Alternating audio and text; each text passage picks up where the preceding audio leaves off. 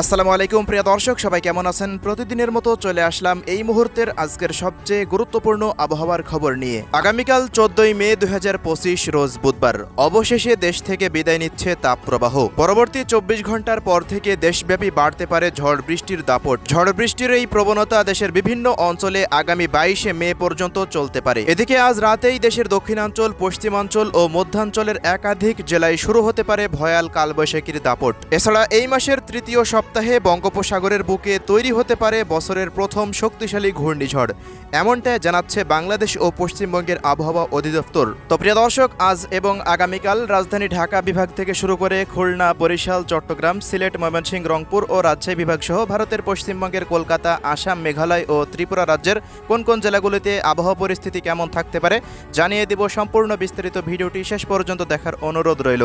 কে কোন জেলা থেকে দেখছেন কমেন্ট করে জানিয়ে দিন। প্রতিনিয়ত আবহাওয়ার খবর পেতে আমাদের ইউটিউব চ্যানেলটিকে সাবস্ক্রাইব করে রাখতে ভুলবেন না। তো প্রিয় দর্শক, আমরা এই পর্যায়ে সরাসরি চলে আসলাম ইউরোপিয়ান আবহাওয়ার পূর্বাভাস মডেল রাডারের উপগ্রহ চিত্রে। তো এই মুহূর্তের সর্বশেষ আপডেট অনুযায়ী দেখা যাচ্ছে রংপুর বিভাগ থেকে শুরু করে ময়মনসিংহ বিভাগের জেলাগুলির আকাশ মোটামুটি পরিষ্কার, ঢাকা বিভাগেরও জেলার আকাশ মোটামুটি পরিষ্কার, তবে বরিশাল বিভাগের দু এক অঞ্চলে কিছুটা মেঘ তৈরি হচ্ছে। এই মুহূর্তের সর্বশেষ যে বড় খবর উঠে এসেছে তা হলো দেশের পশ্চিমাঞ্চলের দিকে তৈরি হয়েছে নতুন কালবৈশাখীর মেঘ, যার গতিপথ দেখা যাচ্ছে রাজশাহী বিভাগ এবং মেহেরপুর অঞ্চলের দিকে। পরবর্তী সময়ে খুলনা বিভাগের প্রত্যেকটা জেলা এবং রাজশাহী বিভাগের প্রত্যেকটা জেলা সহকারে ঢাকা বিভাগের দিকে আগামী 5 থেকে 6 ঘন্টার মধ্যে এই মেঘমালা প্রবেশ করতে পারে। আজ রাতের মধ্যে রাজশাহী বিভাগের রাজশাহী, চাঁপাইনবাবগঞ্জ, নাটোরের আশেপাশ দিয়ে এবং সিরাজগঞ্জের দু এক অঞ্চল দিয়ে বৃষ্টিপাত অতিক্রম করতে পারে। পরবর্তী সময়ে ঢাকা বিভাগেরও বিভিন্ন জেলার ওপর দিয়ে বৃষ্টি বা বজ্রসহ বৃষ্টিপাত হওয়ার সম্ভাবনা দেখা যাচ্ছে। এছাড়া প্রিয় দর্শক, কুষ্টিয়া, মেহেরপুর, চুয়াডাঙ্গা, ঝিনাইদহ, মাগুরা, যশোর, লোহাগাড়া এই অঞ্চলগুলো দিয়েও বৃষ্টিপাত অতিক্রম করতে পারে আগামী 5 থেকে 6 ঘন্টার মধ্যে। এছাড়া এদিকে এই মুহূর্তে দেশের দক্ষিণাঞ্চলের দিকে দেখা যাচ্ছে চট্টগ্রাম বিভাগের প্রায় প্রত্যেকটা জেলার আকাশ পুরোপুরি মেঘলা থেকে মেঘাচ্ছন্ন। সিলেট বিভাগেরও সিলেট, সুনামগঞ্জ, মৌলভীবাজার, হবিগঞ্জের আকাশ পুরোপুরি মেঘলা থেকে মেঘাচ্ছন্ন দেখা যাচ্ছে। দুপুরের পর থেকেও এই সমস্ত অঞ্চলগুলোতে ভারী থেকে অতি ভারী বৃষ্টিপাত হয়েছে। পরবর্তী 24 ঘন্টায় এই মেঘ বৃষ্টির দাপট আরও বৃদ্ধি পাবে দেশের প্রত্যেকটা অঞ্চল জুড়েই। পাশাপাশি এই মুহূর্তে ভারতের পশ্চিমাঞ্চলের দিকে দেখুন পুরুলিয়া, বাঁকুড়া, ঝাড়গ্রামের অঞ্চলের দিকে নতুন তৈরি হয়েছে কালবৈশাখীর মেঘ, যার গতিপথ পশ্চিমবঙ্গের প্রায় প্রত্যেকটা জেলার ওপর দিয়ে, কলকাতা শহরের আশেপাশ দিয়ে যে কয়টি জেলা রয়েছে প্রত্যেকটা জেলার ওপর দিয়ে ভারী থেকে অতি ভারী বৃষ্টিপাত অতিক্রম করতে পারে। এই মুহূর্তে দুই জায়গায় মেঘ তৈরি হয়েছে, মালদা, মুর্শিদাবাদের দিকে এবং ঝাড়গ্রামের দিকে। এই মেঘের গতিপথ রয়েছে বাংলাদেশের খুলনা, বরিশাল বিভাগ এবং রাজশাহী বিভাগের দিকে, যা পরবর্তী সময়ে ঢাকা বিভাগ হতে বিভিন্ন জায়গায় ছড়িয়ে যেতে পারে। তো এই ছিল এখনকার উপগ্রহ চিত্রের আপডেট। এবার আমরা চলে আসলাম বুধবারের গুরুত্বপূর্ণ আবহাওয়ার খবরে। বুধবার দেখা যাচ্ছে 14ই মে দেশের খুলনা, বরিশাল বিভাগের জেলাগুলির আকাশ প্রায় 50%-এর মতো মেঘলা থেকে মেঘাচ্ছন্ন হয়ে থাকতে পারে। তবে দুপুর পর্যন্ত কিন্তু তাপমাত্রা বৃদ্ধির দিকে যাবে এমনটাই দেখা যাচ্ছে।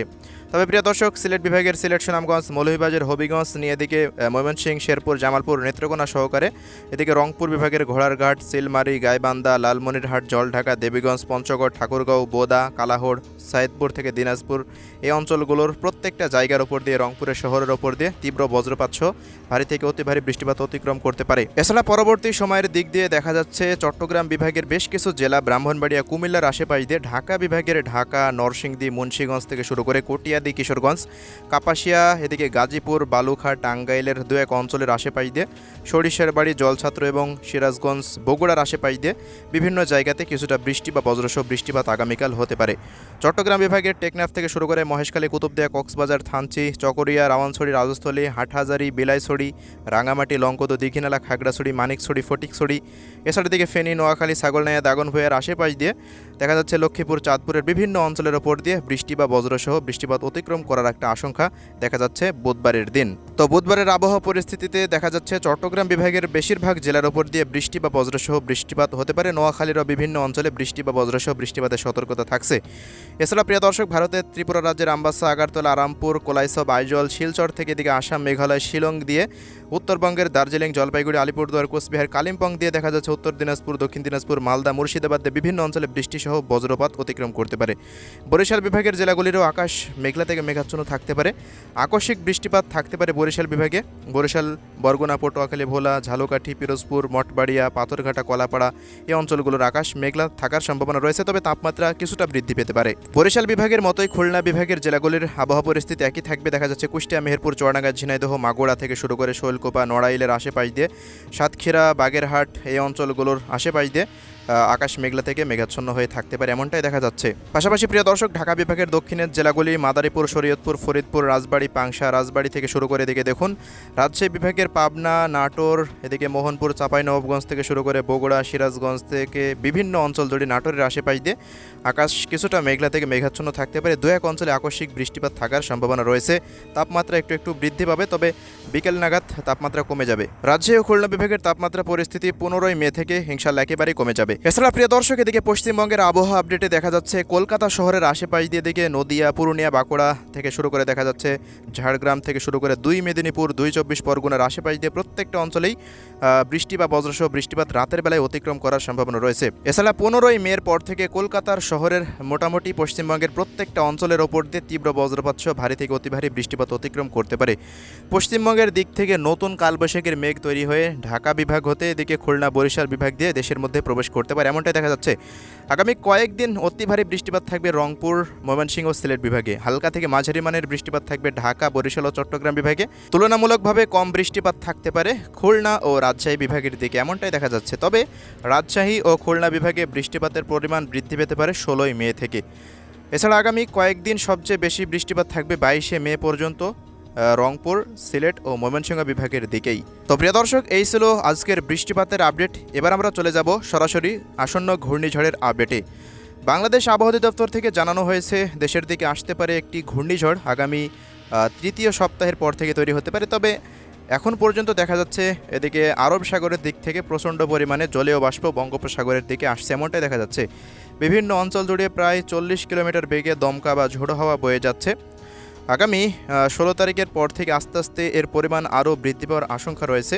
আবহাওয়াবিদদের মতে মে মাসের তৃতীয় সপ্তাহের পর বঙ্গোপসাগরের বুকে একটি শক্তিশালী ঘূর্ণাবর্ত সৃষ্টি হতে পারে, এমনটাই ইউরোপিয়ান আবহাওয়ার পূর্বাভাস মডেল রাডারগুলোও নির্দেশ করছে একই পরিস্থিতি। দেখুন প্রিয় দর্শক, আগামী 19 তারিখ নাগাদ একটি লো প্রেশার তৈরি হতে পারে মধ্য বঙ্গোপসাগরের দিকে, এমনটাই সর্বশেষ পরিস্থিতি অনুযায়ী দেখা যাচ্ছে। পরবর্তী সময় আস্তে আস্তে সার্কুলেশনটি আরও শক্তি বাড়িয়ে একটি লঘুচাপে পরিণত হয়ে যেতে পারে। লঘুচাপে পরিণত হওয়ার পর একটি সুস্পষ্ট লঘুচাপে পরিণত হওয়ার সম্ভাবনা রয়েছে। নিম্নচাপে পরিণত হলে বাতাসের গতিবেগ লাগে 50 থেকে 53 কিলোমিটারের মতো।